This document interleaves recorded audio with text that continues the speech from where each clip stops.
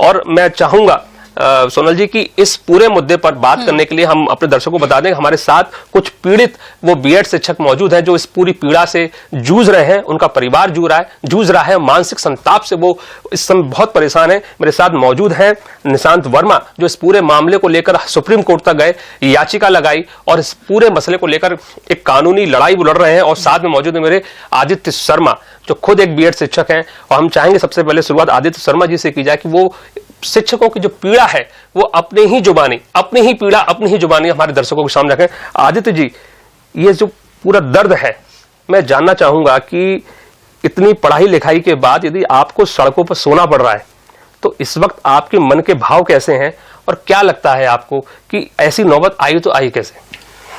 सर्वप्रथम हमारे संताप, हमारी पीड़ा तथा हमारे संघर्ष को अपने चैनल में स्थान देने के लिए मैं आईएनएच परिवार को बहुत बहुत धन्यवाद देता हूं, हमारे 3000 बीएड प्रशिक्षित शिक्षकों की ओर से।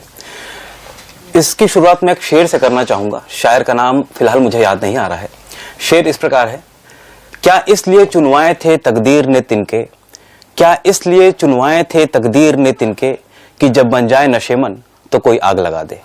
फिलहाल ये शेर हम 3000 बीएड प्रशिक्षित सहायक शिक्षकों की मौजूदा हालात को से बिल्कुल वाबस्ता है। हम 3000 बीएड प्रशिक्षित सहायक शिक्षक एनसीटी के गजट, छत्तीसगढ़ के राजपत्र तथा शिक्षा विभाग द्वारा जारी सभी दिशा निर्देशों का पालन करते हुए व्यापम द्वारा आयोजित परीक्षा में उच्च कोटि के अंक प्राप्त करके हमने नियुक्ति पाई है। इस पूरे प्रकरण में एक बीएड प्रशिक्षित सहायक शिक्षक का कोई दोष नहीं है। केवल प्रशासनिक चूक की वजह से हमारी सेवाएं समाप्त की जा रही है। तो इस वजह से हमारी नौकरी जो है बिल्कुल खतरे में आ चुकी है और कोर्ट का आदेश है कि 2 हफ्तों के भीतर हमें सरकारी नौकरी से, इस जॉब से हमें निकाल दिया जाएगा।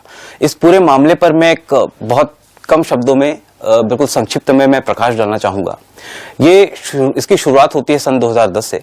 एनसीटी का जो 2010 का जो गजट है, उस गजट के अनुसार जो डीएड है वो प्राथमिक शिक्षा में मान्य था, बीएड को प्राथमिक शिक्षा हेतु मान्य नहीं किया गया था। हमारे ये गौरतलब है कि हमारे यहाँ स्कूल शिक्षा में आने के लिए, शिक्षण के लिए 2 तरह के प्रशिक्षण मान्य किए गए हैं, एक है डीएड और एक है बीएड। डीएड डिप्लोमा है और बीएड डिग्री है। तो सन 2010 में केवल डीएड जो है वो प्रशिक्षण के लिए मान्य किया गया था। उसके बाद केंद्रीय विद्यालयों को पर्याप्त मात्रा में डीएड के अभ्यर्थी प्राप्त नहीं हो रहे थे, उपलब्ध नहीं थे, इसलिए उन्होंने एमएचआरडी से संपर्क किया, पत्राचार किया। एमएचआरडी ने एनसीटी से उन्होंने संपर्क स्थापित किया। एनसीटी वो संस्था है जिसमें भारत भर के शिक्षाविद शामिल है तथा यही संस्था शिक्षकों की योग्यता का निर्धारण करती है। इस संस्था ने सन 2018 में एमएचआरडी के निर्देश के बाद एक गजट प्रस्तुत किया जिसमें उन्होंने बीएड के प्रशिक्षण को भी 6 माह के ब्रिज कोर्स के साथ प्राथमिक स्कूलों में शिक्षण के लिए मान्य किया।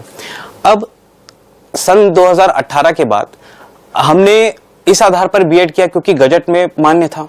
गाइडलाइन अभ्यर्थी नहीं तैयार करता, गाइडलाइन एनसीटी ने तैयार किया था। हमने उसी आधार पर देश भर तथा छत्तीसगढ़ के लाखों युवाओं ने हमने बीएड किया। बीएड करने के बाद 4 मई सन 2023 को शिक्षक भर्ती का नोटिफिकेशन जारी किया जाता है। भारत के छत्तीसगढ़ के राजपत्र में भी बीएड को मान्य किया गया था तथा नोटिफिकेशन में भी बीएड को मान्यता प्रदान की गई। 10 जून को हमारी परीक्षा आयोजित की गई। 2 जुलाई को रिजल्ट घोषित कर दिया गया। इस परीक्षा में डीएड तथा बीएड दोनों के ही अभ्यर्थी शामिल थे। समान सिलेबस था, समान समय मिला था। तो समान सिलेबस था, समान समय मिला हुआ था और परीक्षा बिल्कुल निष्पक्ष थी।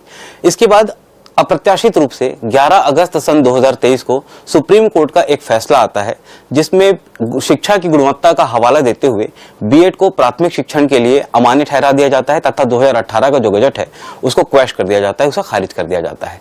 अब यहाँ हमारी परीक्षाफल आ चुका था, केवल हमारी नियुक्ति बची हुई थी। इसी दौरान डीएड के अभ्यर्थियों ने 11 अगस्त सुप्रीम कोर्ट के इस फैसले के आधार पर हाई कोर्ट में उन्होंने केस किया। हाई कोर्ट में केस करने के बाद हमें हमारी काउंसलिंग रोक दी गई। इसके विरुद्ध हम सुप्रीम कोर्ट गए तथा सुप्रीम कोर्ट ने अंतरिम राहत देते हुए हमारी नियुक्ति को मान्य किया।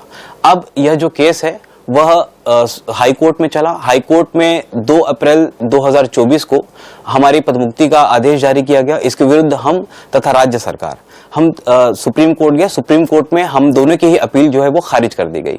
इसके बाद जो है वो कंटेम्प्ट का केस चल रहा है और 10 दिसंबर को इसका जो आखिरी फैसला आया उस पे हाई कोर्ट ने भी 2 हफ्तों का समय दिया है डीपीआई को हाई कोर्ट के निर्देशों का पालन करने के लिए।